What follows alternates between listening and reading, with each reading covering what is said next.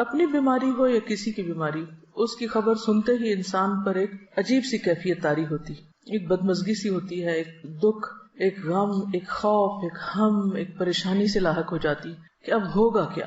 مثلا میں جس وقت یہ پریپیئر کر رہی تھی، پڑھ رہی تھی، تو میرا بیٹا میرے پاس آیا، کہتے میرے پیٹ میں بہت درد ہو رہی، اور میں اتنی پرسکون تھی. میں نے اسے ایک دو سجیشن دی، ایسا کر لو، ایسا کر لو، ایسا کر لو، اور اس کے بعد میں بالکل مطمئن تھی.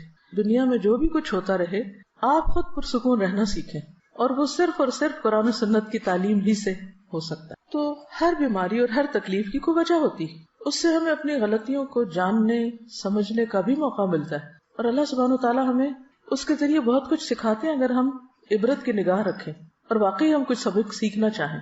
پھر یہ کہ ہم مزید کئی چیزیں سیکھتے بھی ہیں. جب بیماری آتی ہے تو پھر آپ اس کے علاج کے لیے ڈاکٹرز کے پاس جاتے ہیں، آپ کی ملاقاتیں ایسے ایسے لوگوں سے ہوتی ہیں جو عام طور پر ممکن نہیں. مجھے اپنی بیماری کے دوران انتہائی پڑھے لکھے اور مختلف طرح کے لوگوں سے ملنے کا اتفاق ہوا. تو جب بھی میں کسی نئے ڈاکٹر کے پاس، بہت لرنڈ شخص کے پاس جاتی، تو میں سوچتی کہ کیا اس بیماری کے بغیر میں اس سے ملاقات کر سکتی تھی؟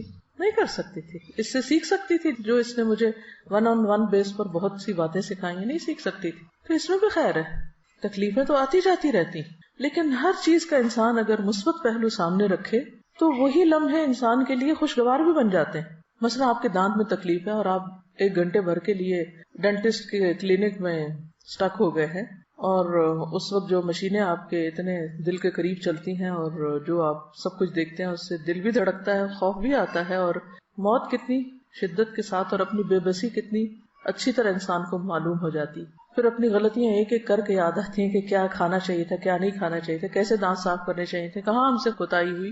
اور پھر یہ ہے کہ مرنے کے بعد اور آخرت میں، اور انسان وہاں ایسا غور و فکر کرتا ہے کہ جو آپ اپنی مصروف روزمرہ کی زندگی میں کر ہی نہیں سکتے، کسی صورت میں نہیں کر سکتے. اسی طرح جب آپ مختلف کلینکس پہ جاتے ہیں تو بعض اوقات آپ ورسٹ کیسز دیکھتے ہیں. گھر میں رہ کے تو آپ ہی بیمار بنے ہوئے، لیکن باہر جاتے ہیں آپ دیکھتے ہیں کہ ہم سے زیادہ کس کس تکلیف اور مصیبت میں لوگ، تو اپنی تکلیف کم لگتی ہے اور شکر ادا ہوتا ہے. یعنی پھر انسان تکلیف پر شکر ادا کرنا سیکھتا ہے. اسی طرح لامتناہی فوائد ہیں، اگر آپ ان فوائد پہ غور کرنا چاہیں اور آپ ان کو جاننا چاہیں. ان سب پر غور کا فائدہ یہ ہوگا کہ آپ کے اندر ایک عجیب اطمینان اور ایک شکر کی کیفیت پیدا ہوگی اور آپ پرسکون ہو جائیں گے. آپ نے دیکھا ہوگا ایک شخص فوت ہوتا ہے تو دوسرا اس کے فوت ہونے کی خبر سن کے ہارٹ اٹیک میں فوت ہو جاتا ہے. ایسی خبریں بھی آپ نے پڑھی ہوں گی. تو چھوٹے چھوٹے غم اور تکلیفیں جو انسان پہ آتی رہتی ہیں، یہ انسان کو مضبوط بھی کرتی ہیں اور بڑی خبریں سننے کا ایک حوصلہ بھی پیدا کرتی ہیں. اور ایک نبأ عظیم بڑی خبر تو ہے ہی ہم سب کے سامنے، وہ تو مرے ہوئے کو بھی اٹھا کے کھڑا کر دے گی. وہ کون سی؟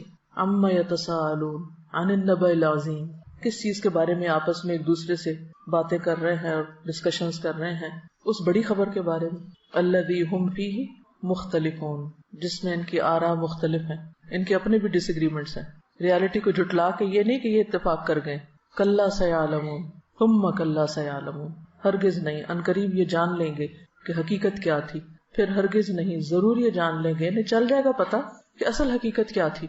تو ہم سب بھی جتنا اس دن کو بھلائیں، جتنا بھی ڈینائی کریں، لیکن بہت جلد ہم میں سے ہر ایک کو اس کی اصل حقیقت پتہ چل جائے گی. چھوٹی چھوٹی بیماریاں دراصل اس بڑی بیماری کی تیاری کا ایک حصہ بھی ہو سکتی. تو بہرحال بیماری انسان کے گناہوں کو بھی دور کرتی ہے، اللہ کی رضا کا بھی سبب بنتی ہے، کیونکہ منافق کو نہیں پتا ہوتا بیماری کیوں آئی اور کیوں چلی گئی، لیکن مومن جو ہے اس کے لیے بیماری میں بہت سارے سبق ہوتے ہیں. اور پھر اگر کسی کی بیماری کی خبر آپ سنتے ہیں، کسی عزیز پیارے کی، تو پھر آپ کے دل میں اگر ایک تڑپ اٹھتی کہ میں اس کے لیے کچھ کر سکوں، اس کی عادت کا آپ کے دل میں جذبہ آتا ہے. اس عادت پر کتنا زیادہ اجر ہے. اس کے بارے میں ایک حدیث آپ کے سامنے رکھوں گی. ابو اشعث کہتے ہیں کہ وہ دوپہر کے وقت مسجد دمشق کی جانب روانہ ہوئے. جامع دمشق بہت مشہور مسجد ہے، یعنی شام سیریا میں دمشق کے اندر ہی بہت بڑی، یعنی سینٹرل ماسک، اور یہ اس وقت سے ہے.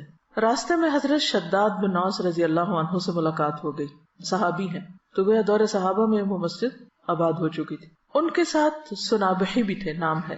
میں نے پوچھا کہ اللہ تعالیٰ آپ پر رحم فرمائے، کہاں کا ارادہ ہے، کہاں جا رہے ہیں؟ انہوں نے فرمایا کہ یہاں ایک بھائی بیمار ہے، اس کی عیادت کے لیے جا رہے ہیں. چنانچہ میں بھی ان کے ساتھ چل پڑا. اچھا آپ جا رہے ہیں تو میں بھی ثواب کو معلوم. جب وہ دونوں اس کے پاس پہنچے تو اس سے پوچھا کہ کیا حال ہے.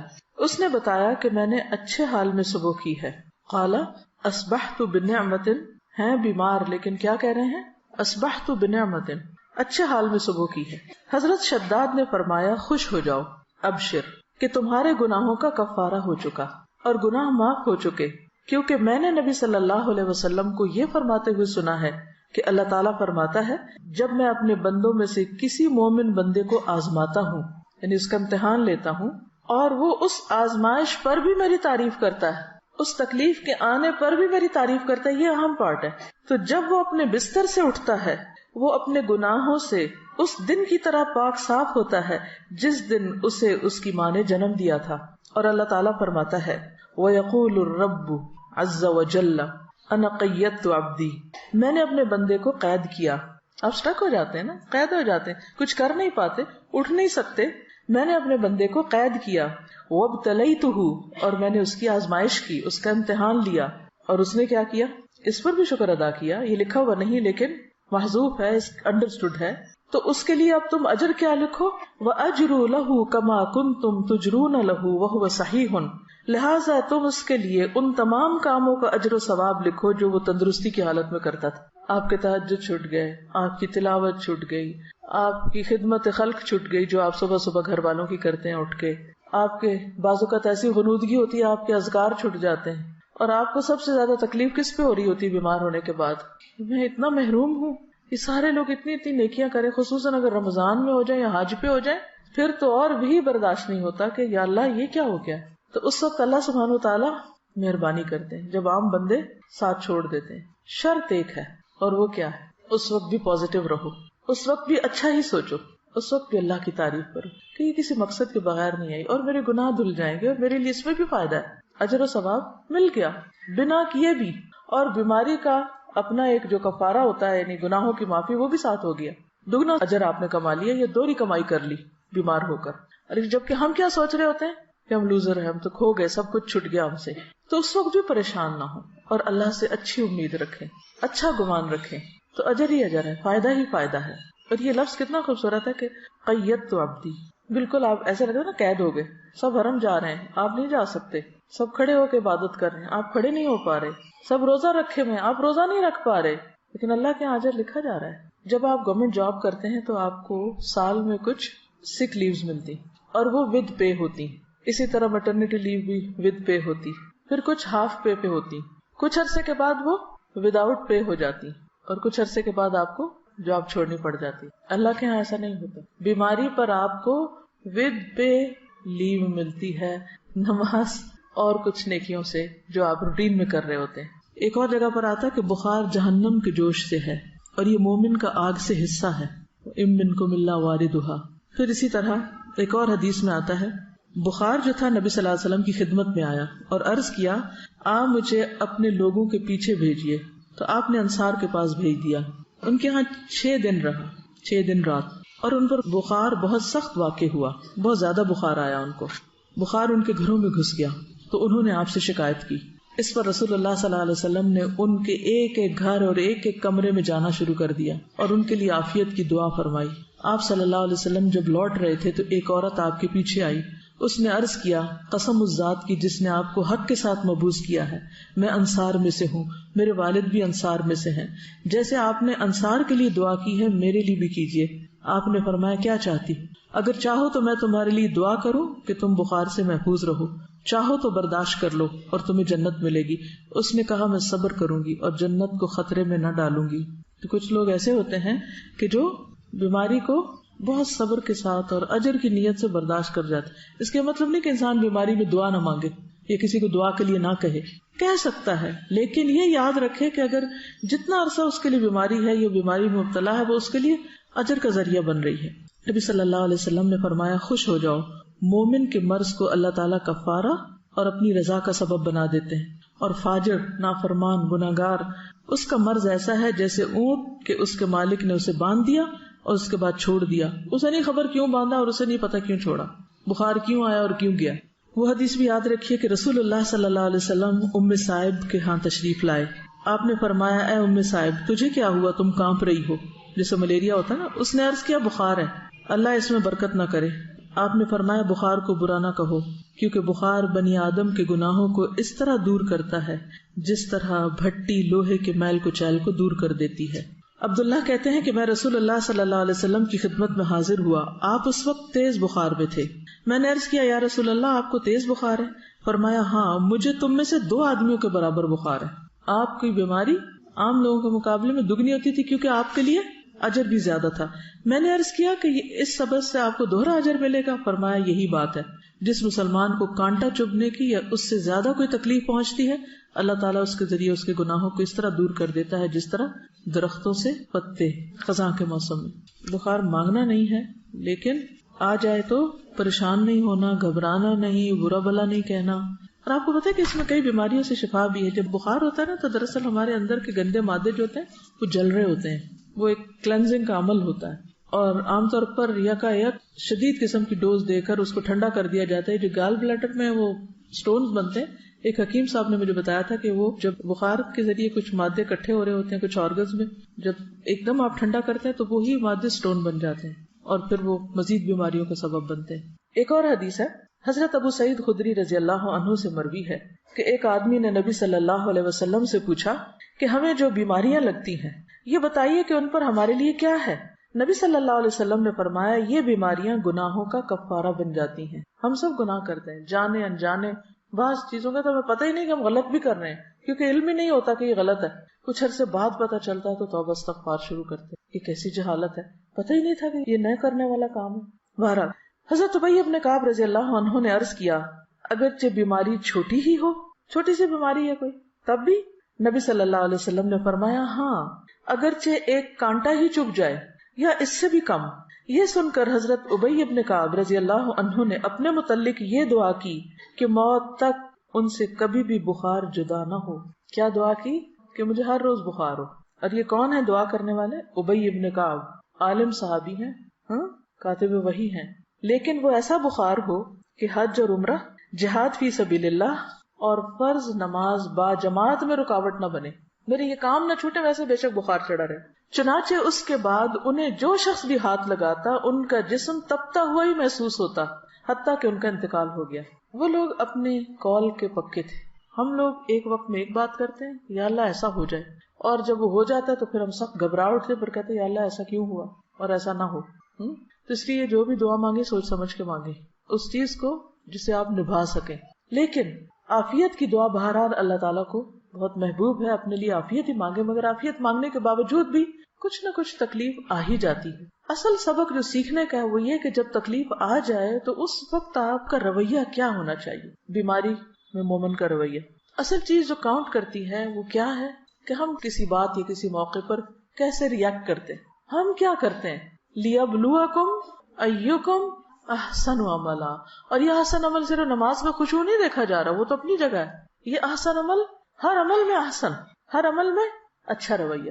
آپ دیکھیے کہ اگر اس بات پر انسان پورا اتر جائے تو جنت بھی ہے اس کے لیے، لیکن دنیا میں بھی کتنا سکون ہو جائے.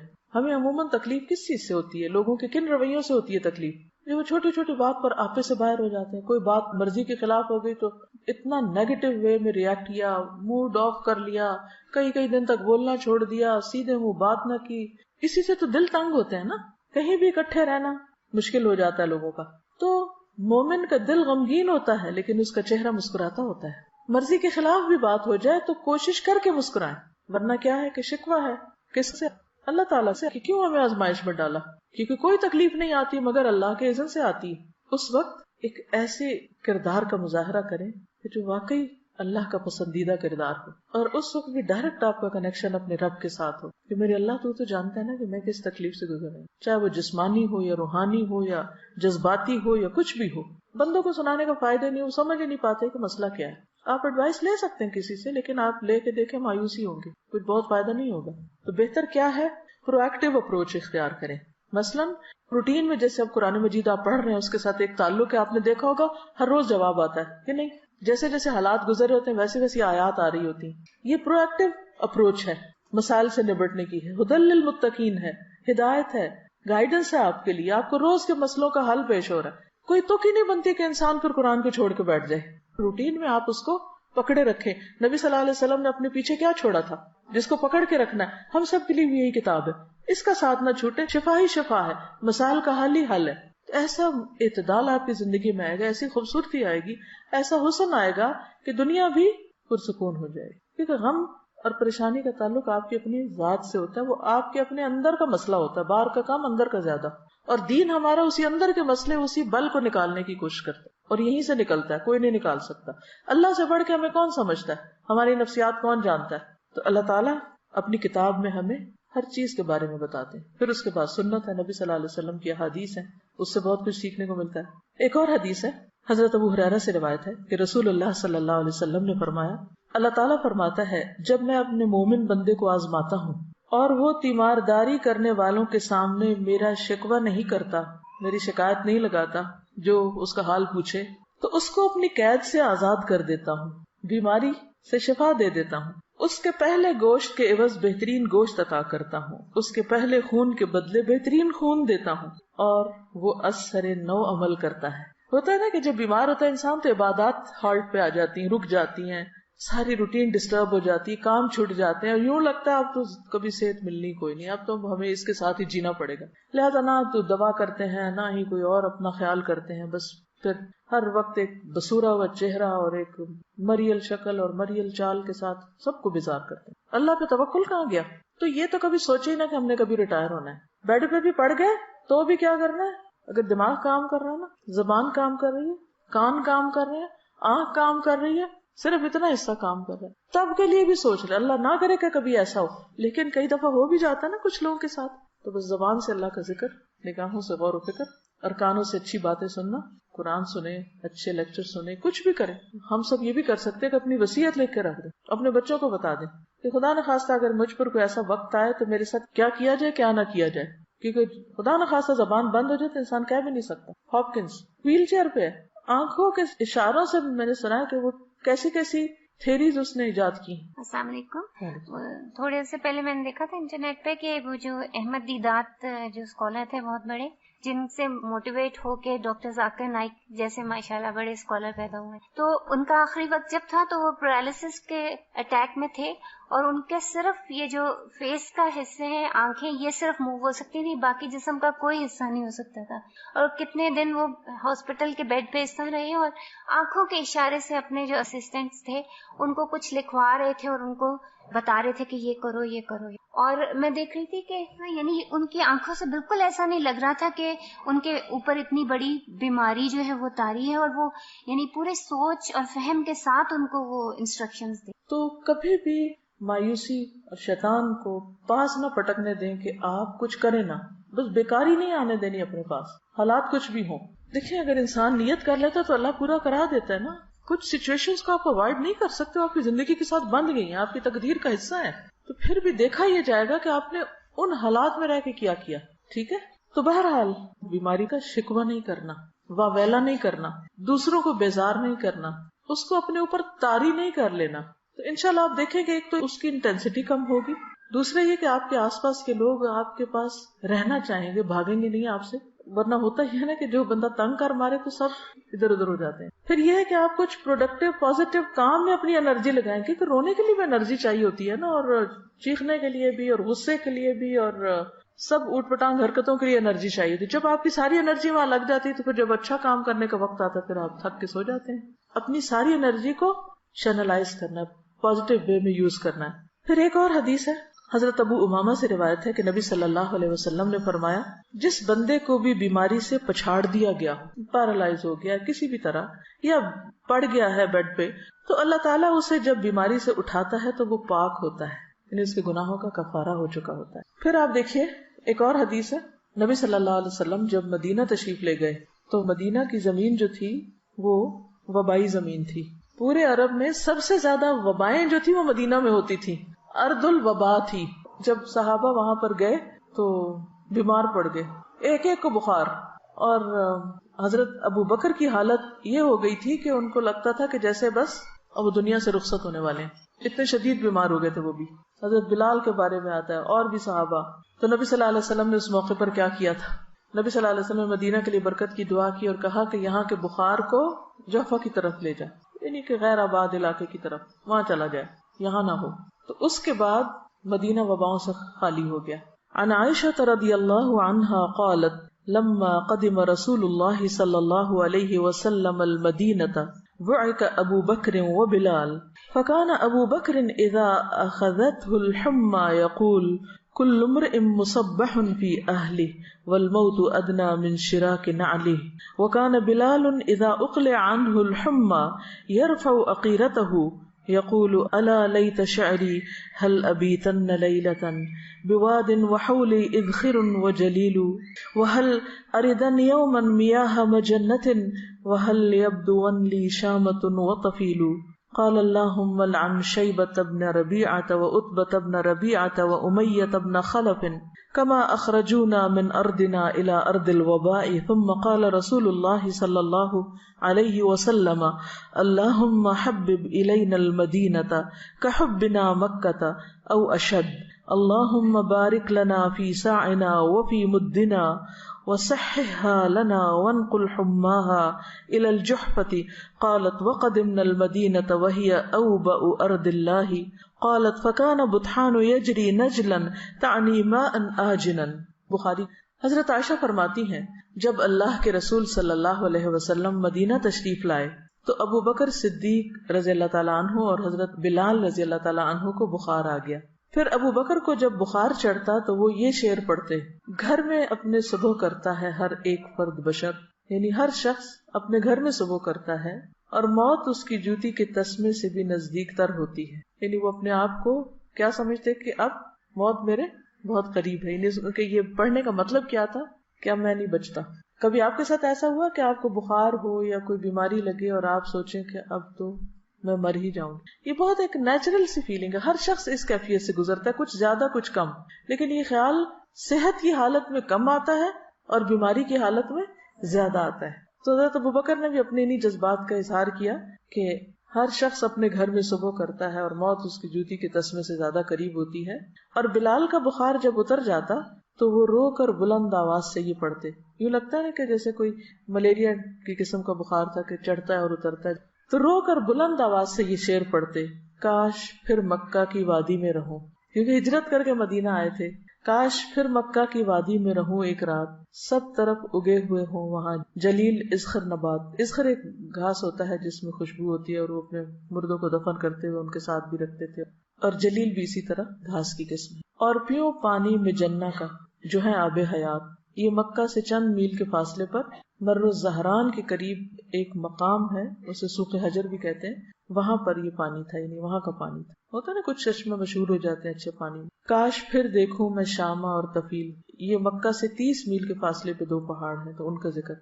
وہاں پہاڑوں کے بھی نام ہوتے، جیسے کسی پہاڑ کا نام لیجیے، جبل ابو قبیس، اور جبل کعبہ، جبل احد، جبل عیر، جبل نور جس میں غار حرا ہے. تو بہرحال یہ 30 میل دور پہاڑوں کے نام ان کو معلوم ہے اور ان کو یاد کر کے رو رہے ہیں. مکہ تو مکہ ہے. اچھا، یہ جو جبل احد ہے یہ مدینہ کے ایک طرف ہے، اور اس کے بالکل اپوزٹ سائڈ پر جہاں سے وہ شروع ہوتی ہے نا، اس کی ذوالحلیفہ کے پاس، اگر کبھی آپ جائیں وہاں احرام پہنتے ہیں دوبارہ عمرہ کرنے کے لیے، تو اس کے قریب ہے. اب جہنم کے پہاڑوں میں سے بہت عجیب سا پہاڑ ہے، دیکھ کے ایک وحشت ہوتی ہے. کالے رنگ کا پہاڑ ہے جبل احد، لال رنگ کا ہے، جیسے لال اینٹوں کا رنگ ہوتا ہے نا، اسی قسم کا. اور اس کے اپوزٹ. تو اس کو میں دیکھتی اور آنکھیں بند کرتی، دیکھتی اور آنکھیں بند کرتی، اور میں کہ یا اللہ تو محفوظ رکھنا اور یہ نہ ہمیں دکھانا، کیونکہ تپتی دھوپ کے اندر وہ کالے رنگ کا پہاڑ، اور پہاڑ کی بھی یوں چوٹی نہیں ہے، اوپر سے ایسے اسٹریٹ سا ہے، عجیب سا لگتا ہے دیکھ کے. تو یہ جہنم کے اندر ہوگا. اصل میں اللہ تعالیٰ نے دنیا میں انسان کو کچھ ایسی چیزیں دکھائی کہ جس سے وہ اپنے ان گھروں کو بھی یاد کر لے. ہوتا ہے نا کہ ہم جنت تو نہیں دیکھ سکتے، جہنم تو نہیں دیکھ سکتے، لیکن جب یہ کہا جاتا ہے کہ یہ ٹکڑا جنت کے ٹکڑوں میں سے ہے، یا پہاڑ جنت کے پہاڑوں میں سے ہے، یا یہ دریا جو ہے وہاں سے جاری ہوئے ہیں، اور یہ جہنم کی وادی میں سے ہے، تو پھر وہ ایک عجیب طرح کی فیلنگ آتی ہے جو خالی سنتے رہنے سے نہیں آتی، دیکھنے سے ایک اور بات بنتی ہے. تو بہرحال حضرت بلال جو تھے وہ یہ شعر پڑھا کرتے تھے اور کہا کہ اے میرے اللہ، شیبہ بن ربیعہ اور عتبہ بن ربیعہ اور امیہ بن خلف، ان مردودوں پر لعنت کر جنہوں نے ہمارے ملک سے ہمیں نکال کر وبا کے ملک میں دھکیل دیا. مدینہ کیا تھا؟ وبا کا ملک.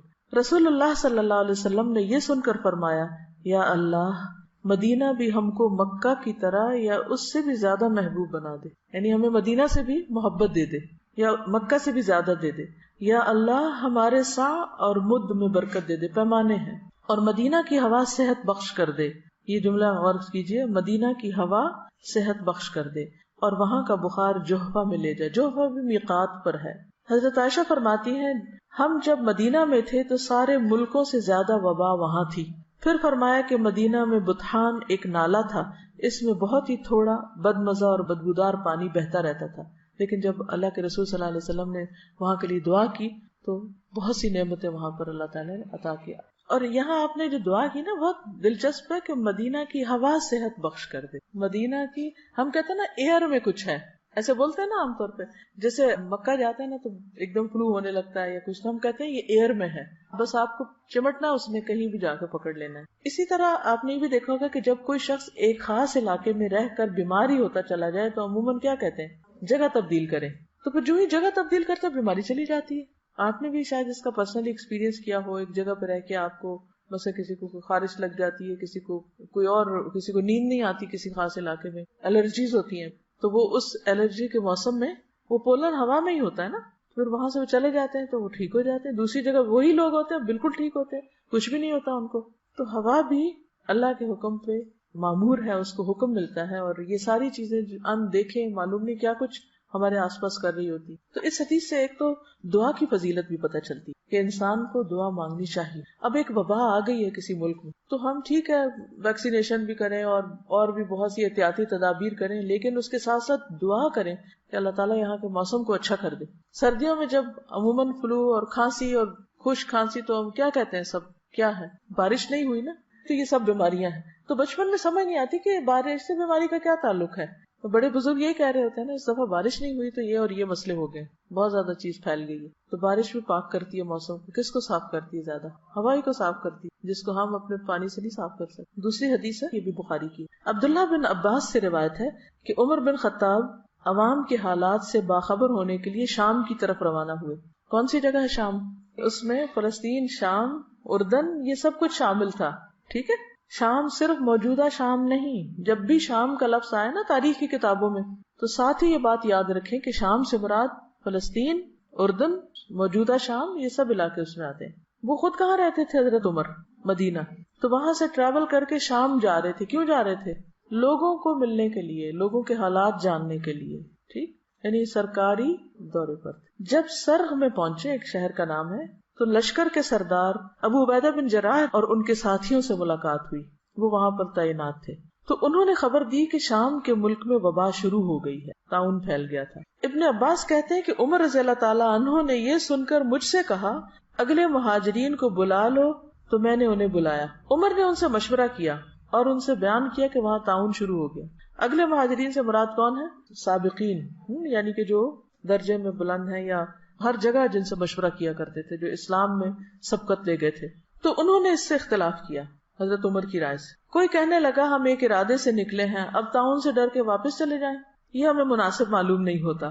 کسی نے کہا آپ کے ساتھ وہ بڑے بڑے صحابہ ہیں جو باقی رہ گئے ہیں اور ان کی زندگی قیمتی ہے، ہم مناسب نہیں سمجھتے کہ آپ انہیں لے کے وبا کے ملک میں چلے جائیں، وہ بھی سارے ختم ہو جائیں گے. یعنی چند سینئر صحابہ ہیں. عمر نے کہا اچھا اب تم جاؤ، میں نے تمہاری رائے سن لی. پھر انصار کو بلایا.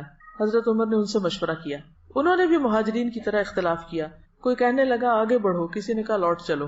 یعنی لوگوں کا اوپینین مختلف تھا. کوئی کہتا تھا نہیں جائیں گے، کوئی کہتا تھا نہیں واپس. اچھا، ایک بات تھی کہ صحابہ بہت سچے لوگ تھے. جو ان کے دل میں ہوتا تھا وہ ان کی زبان پہ، جو ان کی رائے ہوتی تھی وہ بے لاگ ہوتی تھی کہ یہ ٹھیک ہے یا نہیں ہے. پھر کہا یہاں قریش کے کچھ بوڑھے لوگ ہوں گے تو ان کو بلا لو، یعنی ان مہاجرین میں سے جنہوں نے مکہ فتح ہونے سے پہلے یا فتح مکہ پر ہجرت کی تھی. میں نے انہیں بلایا. انہوں نے ایک زبان ہو کر یہی رائے دی کہ آپ کا واپس جانا ہی مناسب ہے، واپس جائیں، اور وبائی ملک میں لوگوں کو لے جا کر پڑاؤ ڈالنا مناسب نہیں. یہ سنتے ہی حضرت عمر نے کیمپ میں منادی کرا دی کہ میں صبح کو اونٹ پہ سوار ہو کر مدینہ کی طرف لوٹوں گا. صبح ایسے ہی ہوا. عمر ساتھیوں کے ساتھ مدینہ کی طرف لوٹ چلے. ابو عبیدہ بن جراح کہنے لگے کیا اللہ کی تقدیر سے بھاگتے ہو؟ عمر واپس جا رہے ہو؟ عمر نے کہا اگر یہ کلمہ کوئی اور کہتا تو میں اسے سزا دیتا. ابو عبیدہ بن جراح جو تھے بہت سینئر صحابہ میں سے تھے، امین الامہ کہلاتے ہیں. تو ان کی بات کو انہوں نے سنا اور صبر حوصلے سے سنا. جواب میں کہا ہم اللہ کی تقدیر سے بھاگتے ہیں، مگر کدھر بھاگتے ہیں؟ اسی تقدیر کی طرف. ابو عبیدہ یہ تو بتاؤ اگر تمہارے پاس اونٹ ہو اور تم ایک نالے پر پہنچو جس کے دونوں کناروں میں ایک کنارہ تو سرسبز ہو اور دوسرا سوکھا خشک، اور تم سرسبز کنارے میں اونٹ چراؤ تو یہ اللہ کی تقدیر سے ہوگا، اور اگر خشک کنارے میں چراؤ تب بھی اللہ کی تقدیر سے ہوگا. بہرحال تقدیر سے تو نہیں نکل سکتے. ابن عباس نے کہا اس کے بعد ایسا ہوا کہ عبد الرحمن بن عوف آئے. وہ ان مشوروں میں شریک نہیں تھے, کام کاج کے لیے کہیں گئے ہوئے تھے. انہوں نے یہ سب باتیں سن کر کہا میرے پاس تو اس مسئلے میں دلیل موجود ہے, تم لوگ آپس کی باتیں کر رہے ہو, میرے پاس ٹیکسٹ ہے, نص ہے. میں نے رسول اللہ صلی اللہ علیہ وسلم سے سنا. اس کی عربی بتا دیتی ہوں. اذا سمعتم به بارض فلا تقدموا عليه واذا وقع بارض وانتم بها فلا تخرجوا فرارا منه قال فحمد الله عمر ثم انصرف. مطلب کیا ہے کہ حضور صلی اللہ علیہ وسلم نے کیا فرمایا, وہ دلیل کیا تھی. آپ فرماتے تھے جب تم سنو کسی ملک میں وبا پھیلی ہوئی ہے تو وہاں نہ جاؤ, اور اگر اس ملک میں پھیلے جہاں تم ہو تو وہاں سے بھاگ کے مت جاؤ. یہ سن کر عمر اللہ کا شکر بجا لائے کہ ان کی رائے حدیث کے مطابق تھی, اور وہ مدینہ کو شر صدر کے ساتھ واپس لوٹ گئے.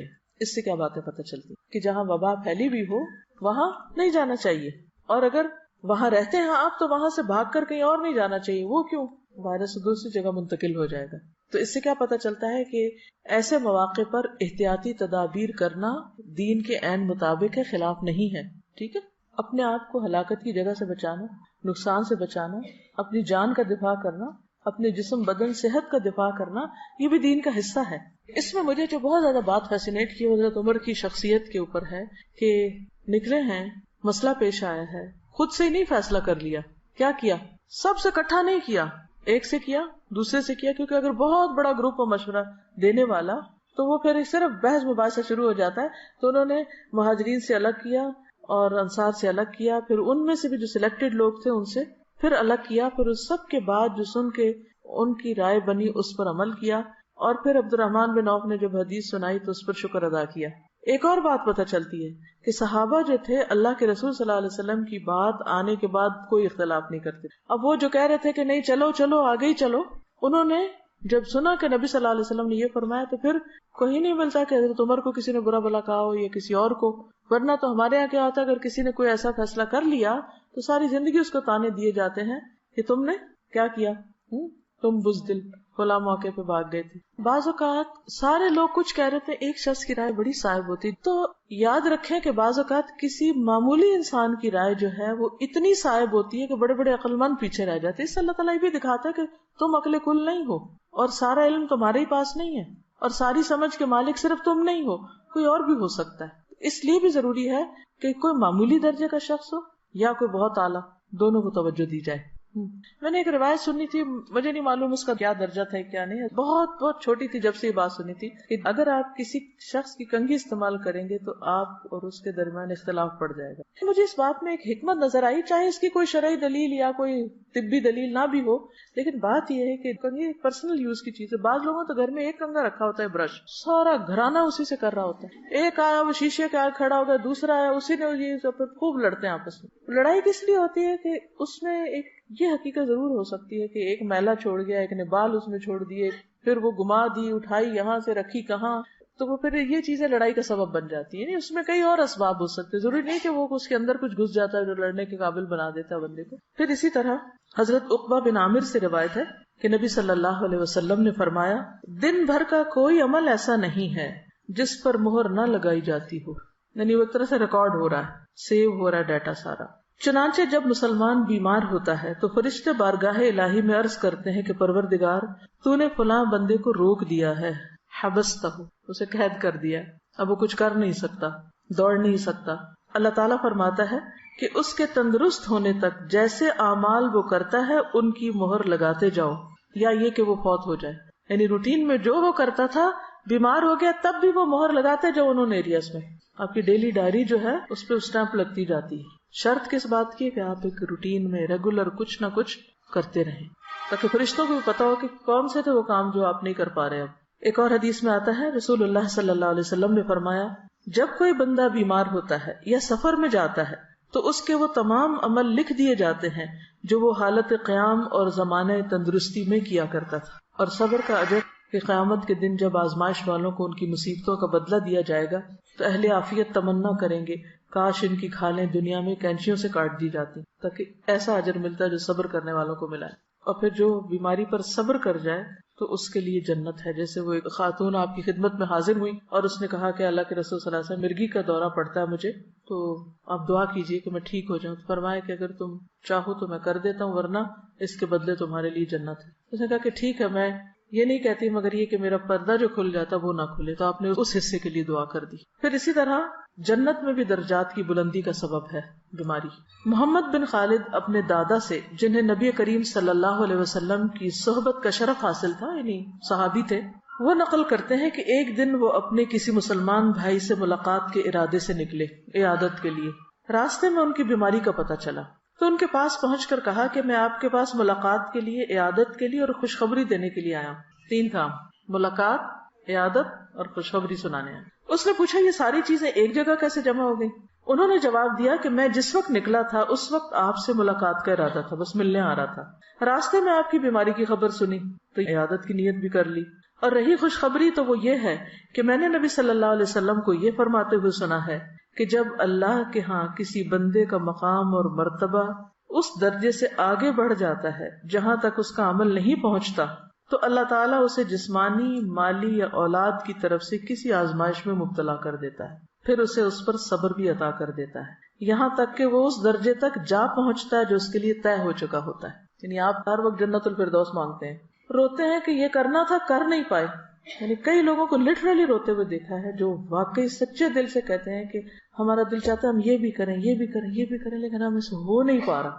کبھی بچے چھوٹے ہیں، کبھی بیماری آ گئی ہے، کبھی کوئی اور وجہ بن گئی، عمل نہیں ہو پا رہا، کام کر نہیں پا رہے، کرنا چاہتے ہیں. اب عمل کے ساتھ تو اس درجے کو پا ہی نہیں سکتے کیونکہ وہ وقت نہیں ہے، موقع نہیں ہے، یا قابلیت نہیں یا صلاحیت نہیں. اب یہ گیپ ہے، ابھی کچھ قدم باقی ہیں، تو اللہ تعالیٰ کیا کرتے ہیں؟ کوئی آزمائش بھیج دیتے ہیں، بندہ اس پہ صبر کر جاتا ہے. اس آزمائش کی وجہ سے وہ فاسٹ لفٹ پہ بیٹھ کے اوپر چلا جاتا ہے. قرآن پڑھنے کا سب سے بڑا فائدہ یہ کہ انسان کی ہائی تھنکنگ ہو جاتی کہ میں اس درجے کو پہنچوں. اور اگر صحابہ کی زندگی آپ پڑھیں تو اور بھی اس کو مہمیز لگ جاتی، کیونکہ وہ بہت مختلف طرح سوچتے تھے. وہ کبھی کبھی اپنی ڈریمز شیئر کرتے تھے. ڈریم سے مراد اپنے جو آئندہ کے خواب کے، کیا کریں، کہاں پہنچیں، کیسی موت آئے، کہاں جائیں. تو حیرت ہوتی ہے کہ سوچتے بھی کیسے تھے، ہم کو تو سوچنا بھی نہیں آتا. کیونکہ جو لوگ خواب دیکھتے ہیں وہی منزل پہ پہنچتے ہیں، اور اللہ پہنچا دیتا ہے، کسی بھی طرح پہنچائے. تو جب ایک طریقے سے نہیں پہنچ پاتے تو اللہ تعالیٰ کو اور طریقہ بتا دیتا ہے، اس سے نہیں تو ایک اور اس سے نہیں تو کسی اور. بس اللہ کی رضا پہ راضی ہونا سیکھ جائیں. لیکن یہ سب ہوگا اگر آپ کی تھنکنگ پازیٹیو ہوگی، ہوپ فل رہیں گے. جب مایوسی آنے لگے کہیں میرے لیے ناممکن، اللہ کے لیے سب ممکن، وہ کر سکتا وہ کرے گا. تو اس لیے بس مانگتے رہا کریں، سوچتے رہا کریں، آگے بڑھتے رہا کریں. آپ سمجھے کہ اللہ تعالیٰ نے کام کے ذریعے نہیں، بیماری کے ذریعے مجھے اوپر لے کے جانا ہے اگر میں نے صبر کیا. اب بے چینی چھوڑیں، اللہ کی رضا پہ راضی ہو جائیں. وہ دکھ تکلیف تو ہوگی مگر راضی، یا اللہ میں راضی. تو انشاءاللہ آپ دیکھیں گے کہ وہ جو اندر کا ایک سکون ہے وہ نہیں ڈسٹرب ہوگا، اسے برقرار رکھنا ہے. اچھا، اس کا مطلب یہ نہیں کہ کوئی بیماری آئے تو علاج ہی نہ کریں. علاج اور کوشش اور اس پر جو مال لگتا ہے یا ایفرٹ لگتی ہے وہ بھی اجر کا باعث ہے، کیونکہ اللہ نے کوئی بیماری نہیں اتاری جس کے لیے شفا نہ اتاری ہو. تو شفا کا حصول جو ہے اور اس کی کوشش جو ہے وہ کوشش بھی باعث اجر، اور اللہ کے حکم پر عمل کرنا ہے. دیکھیے دین کے سارے معاملات میں اصل چیز اطاعت ہے. کیوں نہیں ہے کہ اچھا ابھی تو کہا گیا تھا کہ اگر کوئی بیمار ہوگا تو اتنا اجر ہے، تبھی کہا جا رہا ہے دوائی لے لو، تو میں کیوں دوائی لوں؟ نہیں، یہ بھی اللہ ہی کا حکم ہے. وہ صبر بھی اللہ کا حکم تھا، وہ شکر بھی اس کا حکم تھا، یہ دوا کھانا بھی اللہ کا حکم ہے. ٹھیک ہے نا. پھر اسی طرح یہ ہے کہ دوا کے علاوہ دعا، انی مسنی الضر وانت ارحم الراحمین. ابراہیم علیہ السلام نے کہا تھا وَإِذَا مَرِضْتُ فَهُوَ يَشْفِينِ. اور اپنی زبان میں دعا. اب یہ نہیں کہ جو ابراہیم علیہ السلام نے کہا وہ ایوب علیہ السلام نے کہا، ہر ایک نے اپنی اپنی بات کی جو ان کے دل میں آئی. پھر اللہ نے غذائیں جیسی پیدا کی ہیں اس کو بھی. رسول اللہ صلی اللہ علیہ وسلم نے فرمایا بخار جہنم کی گرمی کا اثر ہوتا ہے، اس لیے آب زمزم سے ٹھنڈا کرو. لہٰذا بخار کے مریضوں کو اگر دوا کے طور پر آب زمزم پلائیں تو انشاءاللہ ان کو فائدہ ہوگا. ٹھیک ہے. اور اگر آب زمزم کو کسی چھوٹے سے پیالے میں رکھ لیں اور کچھ روئی یا کپڑے کے اوپر اسپرنکل کر کے اس کو ماتھے پہ پٹیاں جو لگاتے ہیں یا ویسے آپ اپنے آپ کو وائپ کرتے ہیں تو وہ بھی اچھا رہے گا. پھر یہ کہ جو کوئی بیمار ہے تو عیادت کرنا جو ہے نبی صلی اللہ علیہ وسلم کے اخلاق کا حصہ ہے، اور اس میں مرد حضرات نہیں خواتین کی بھی عادت کی آپ نے. ام علا کہتی ہیں میں بیمار تھی، رسول اللہ صلی اللہ علیہ وسلم میری بیمار پرسی کے لیے تشریف لائے. فرمایا ام العلا خوش ہو جاؤ، اللہ تعالیٰ مسلمان کی مرض کی وجہ سے اس کے گناہ اس طرح صاف کر دیتے ہیں جیسے آگ سونے اور چاندی کے کھوٹ کو ختم کر دیتی ہے. اچھا، ایک اور بڑی دلچسپ بات جو مجھے بھی ریسنٹلی پتا چلی وہ یہ کہ مریض کو کھانے پینے میں مجبور نہ کرو. اکثر ایسا ہوتا ہے نا کہ ادھر ذرا سی بیماری ادھر بھوک بند، پھر ہم اتنا فورس کرتے ہیں، کہتے ہیں کہ ہے یہ مر جائے گا بھوک سے. حالانکہ ہوتا یہ کہ جسم کو کام کرنا ہوتا ہے اور اسٹمک ساری انرجی لے جاتا ہے فوڈ ڈائجسٹ کرنے میں. تو اس لیے اگر اس میں کچھ نہیں جا رہا تو یہ بھی اللہ کی ایک حکمت ہے. حضرت عقبہ بن عامر جہنی کہتے ہیں کہ رسول اللہ صلی اللہ علیہ وسلم نے فرمایا اپنے مریضوں کو کھانے پینے پر مجبور نہ کیا کرو کیونکہ اللہ تعالیٰ ان کو کھلاتا پلاتا ہے. اس کا اپنا ایک طریقہ ہے آلٹرنیٹ غذا کا. اور عافیت کی دعا جو ہے وہ کبھی بھی پڑھنا نہ بھولیں. ہمارا کلچر ایسا ہے کہ اس میں پریشان ہونا ایک لازمی حصہ ہے. اللہ سے عافیت کی دعا کرتے رہیں اور اللہ کی نعمتوں کو یاد کرتے رہیں، شکر گزار رہیں، خوش رہیں. ایک سوال ہے، مجھے خود کو پرسکون رکھنے والی بات سمجھ نہیں آئی. کم از کم میری تکلیف تو مزید بڑھ جائے گی جب میں کسی پر اعتماد کرتے ہوئے اسے اپنی تکلیف بتاؤں اور وہ آگے سے پرسکون بیٹھا رہے اور کوئی ہیلپ نہ کرے. میرے خیال ہے جو شخص پرسکون ہوتا ہے وہ بہتر ہیلپ کر سکتا ہے بجائے اس کے جو بالکل سنتے پینک ہو جائے اور اپنے ہوش و حواس کھو بیٹھے. جو اپنی مدد نہیں کر سکتا وہ کسی دوسرے کی مدد کیسے کر سکتا ہے؟ آپ نے دیکھا کبھی کہ ڈاکٹرز کتنے پرسکون ہوتے ہیں؟ اگر ڈاکٹرز حال دہائی مچا دیں تو مریض کا کیا ہوگا؟ مریض کہے کہ یہ بہت مہربان ڈاکٹر ہے، اس کو تو میری وجہ سے رونا ہی آ گیا اور وہ تو کچھ کر ہی نہ سکا. تو یہ تو ہمدردی نہیں. جتنے اچھے ڈاکٹرز ہوتے ہیں اتنے ہی سکون کے ساتھ اپنا کام کرتے ہیں. وہ مریض کی توجہ کے ساتھ بات سنتے ہیں، اس کو سمجھتے ہیں، اس کو اعتماد دیتے ہیں، اس کا مسئلہ حل کرتے ہیں، اس کی مدد کرتے ہیں. بے حس ہونا اور پرسکون ہونا یہ دو مختلف چیزیں ہیں، ان میں فرق رکھیے. آپ کو جو کنفیوژن ہو رہی ہے وہ اس وجہ سے ہو رہی ہے کہ آپ ان دو کو مکس کر رہی ہیں. بے حسی کیا ہے کہ کسی بات کا اثر ہی نہ ہونا، اور پرسکون رہنا کیا ہے کہ اثر تو ہونا مگر اس کو اپنے اندر اس طرح کنٹرول کر لینا کہ جس کا ان نیسیسری فس نہ کریٹ کیا جائے اور دوسروں کو پریشان نہ کیا. احادیث کے آخر میں ریفرنس بھی بتا دیا کریں. مجھے شک نہیں کہ آپ کوئی غیر درست سنائیں گی، صرف اطمینان قلب کے لیے کہہ رہی ہوں. آپ نے درست فرمایا. مجھے کل 2-3 دفعہ خیال بھی ہے لیکن وقت کی کمی کی وجہ سے میں تو عربی بھی پڑھنا سوچ رہی تھی کہ آپ کو پڑھ کے سناؤں، لیکن انشاءاللہ یہ جو مٹیریل ہے، یہ جو لیکچر ویب پہ جہاں اپلوڈ ہوگا اس کے ساتھ ہی آپ کو PDF میں یہ ساری حدیثیں لکھی ہوئی عربی اور اردو بھی مل جائیں گی. تو وہاں سے آپ ریفرنس بھی چیک کر لیجئے، بلکہ اس ریفرنس کو لے کے آگے بھی چیک کر لیجئے کہ لی کہاں سے، کیا واقعی اس کتاب میں ہے یا نہیں. ٹھیک ہے. ایک اور سوال ہے، عیادت کے لیے جا سکتے ہیں بشرطے کہ آپ کو یہ ہو کہ وہ ایسا مرض ہے کہ جو، کیونکہ بعض تو منع کر دیتے ہیں، ڈاکٹرز ہی منع کر دیتے ہیں کہ پیشنٹ کے پاس کوئی نہ آئے کیونکہ درست نہیں. کیونکہ آپ کو معلوم ہے جو کانگو وائرس آیا ہے اس میں سب سے پہلے تو سرجن پکڑا گیا، خود نرس اور سرجن وہ ہلاک ہوئے ہیں کیونکہ وہ افغانستان سے کوئی پیشنٹ لایا گیا تو کوئٹہ، وہاں وہ اس کو آپریٹ کر رہے تھے، ٹریٹ کر رہے تھے، تو اس سے وائرس ڈاکٹر نے کیچ کر لیا اور پھر اس سے خیر وہ اپنا بندوبست کرتے ہیں، لیکن پھر وہ باذن اللہ تقدیر کا حصہ تھا. جی بہت زیادہ چھینکیں آ رہی ہیں، اس طرح کی ہے تو نہیں پبلک میں آپ کو پھر اس طرح جانا چاہیے کیونکہ اس سے دوسرے کو بھی بیزاری ہوتی ہے. جی ایک یہ چیز میں آپ سب سے کہوں گی کہ کسی کی کنگھی، کسی کا ٹوتھ برش، مسواک، چپل، تولیہ کسی اور کا نہیں استعمال کیا کرے. کچھ لوگوں کو تمیز نہیں ہوتی، افسوس سے مجھے لفظ کہنے پڑے، تمیز نہیں ہوتی، جو ملا بس استعمال کر لیا. ایک تو یہ کہ آپ کی چیز نہیں، آپ کو حق نہیں، خصوصاً جہاں اکٹھے لوگ رہتے ہیں نا. دوسرے کہ میں نے سمجھا یہ میرا ہے، یہ رنگ ملتا جلتا تھا. ان چیزوں میں احتیاط برتے، بہن بھائی ہوں، گھر کے لوگ ہوں، افراد ہوں. ایک اور سوال ہے، کیا نفسیاتی، گھریلو، باہم رویوں کے مسائل یعنی آپس میں ایک دوسرے کے ساتھ جو انبن رہتی ہے، ان تکالیف کا بھی یہی معاملہ ہے کہ وہ باعث خیر ہیں، گناہوں کا کفارہ ہو سکتی ہے؟ کیونکہ نفسیات دان تو کہتے ہیں کہ یہ مسائل آپ کے اپنے پیدا کردہ ہیں اور عقل مندی اچھے رویے سے حل کیے جاتے ہیں. قرآن میں بھی ہے کہ جو مصیبت آتی ہے تمہارے اپنے ہاتھوں کی کمائی سے آتی. درست فرمایا آپ نے. پہلی بات یہ کہ یہ جتنے بھی مسائل ہوتے ہیں جو ہمیں پیش آتے ہیں، ان میں سے اکثر ہمارے رویے یا گناہ یا ہماری کسی نہ کسی غلطی کا نتیجہ ہوتے ہیں. ٹھیک ہے. اور اللہ تعالیٰ ان کے ذریعے ہمیں سکھاتے بھی ہیں کہ ہم سبق سیکھیں. جب ہم کسی کے ساتھ کوئی زیادتی کرتے ہیں تو ظلم کرنا ایک ایسا جرم ہے کہ جس کی سزا دنیا میں بھی ملتی ہے انسان کو. کسی کا حق نہیں مارنا چاہیے. تو دنیا میں جب کوئی تکلیف آتی تو فوراً سوچیں.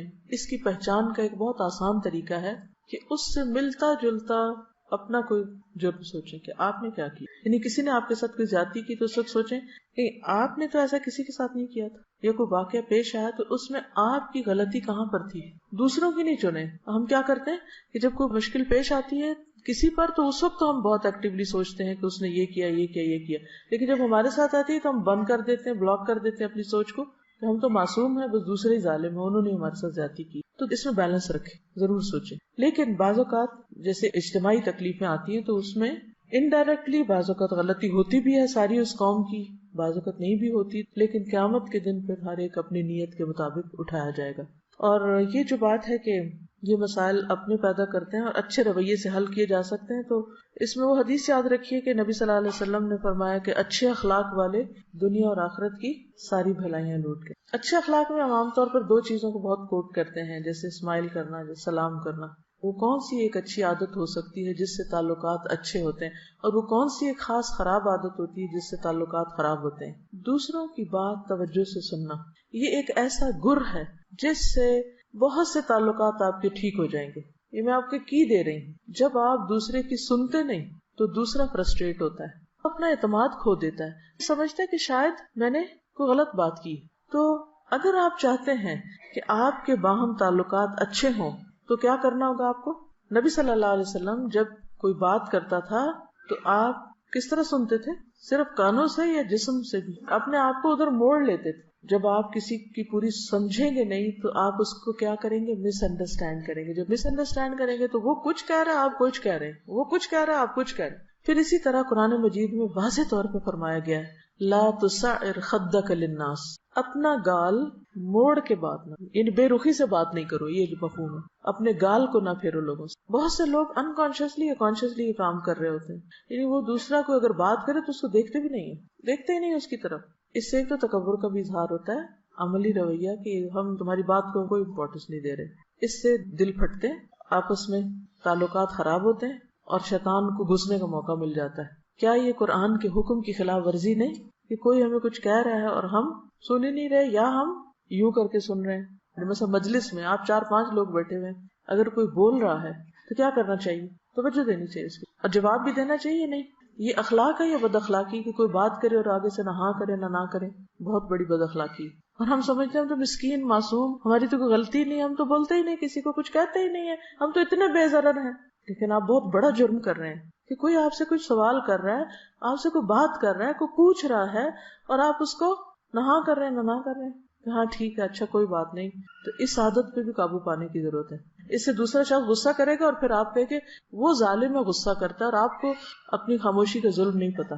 تو یہ بیسک مینرز، بنیادی باتیں اسلام نے جو سکھائی ہیں نا، ان پر ہمیں عمل کرنے کی ضرورت ہے. تب گھر خوشگوار ہوگا، معاشرہ خوشگوار ہوگا، دنیا خوشگوار ہوگی. ایسے ہی لوگ جنت کے باسی ہیں، جنت میں جائیں گے اور وہ خوش ہوں گے اور دوسروں کو خوش کریں گے. بہترین نیکی کیا ہے کہ تم اپنے مومن بھائی کے دل میں خوشی ڈالو. سوچے دن میں ہم کتنے لوگوں کو خوش کرتے ہیں، کتنی خوشیاں بانٹتے اور بکھیرتے ہیں، اور کتنے دل توڑ کے نکلتے ہیں ہم، کتنی بد اخلاقیاں بکھیرتے ہیں. تو کیا یہ لکھا نہیں جا رہا؟ کیا اس کا حساب نہیں ہوگا؟ کیا اس کی پوچھ کوئی نہیں ہوگی؟ اور اگر ہمیں شعور ہی نہیں اپنی ان حرکتوں کا، پھر متقی کی صفت تو بے شعور ہونا نہیں ہوتی. کس کی صفات ہیں؟ بے شعور، لا شعور، منافقین کی صفات ہیں. تو ہمارے اندر ان کی شباہت بھی کیوں آئے؟ ہم وہ ہوں یا ان جیسے ہوں، یہ تو بہت ہی دور کی بات ہے. کس کو کاپی کرنا چاہیں گے آپ؟ متقی کو یا منافق کو؟ متقی کو. تو پھر ان جیسی اخلاق اپنائیں. ٹھیک ہے نا. بعض اوقات مشکل اس وقت ہوتی ہے جب کوئی غیر ضروری بیکار باتیں کرتا ہے، تو اس صورت میں بھی کم از کم اس کی طرف دیکھ کے اس کو یہ محسوس کرانا چاہیے کہ آپ کی بات لمبی ہو گئی ہے، اچھا ہاں ٹھیک ہے، بٹ آگے تو آپ کہنا کیا چاہتے ہیں. یعنی اس کو بھی آپ اس وقت سکھا سکتے ہیں کسی طرح، یا اس کو کٹ کر سکتے ہیں اور پھر اس کو بعد میں بتا بھی سکتے ہیں. لیکن اصل میں مسئلہ پتہ کہاں ہوتا ہے؟ جب آپ سنتے نہیں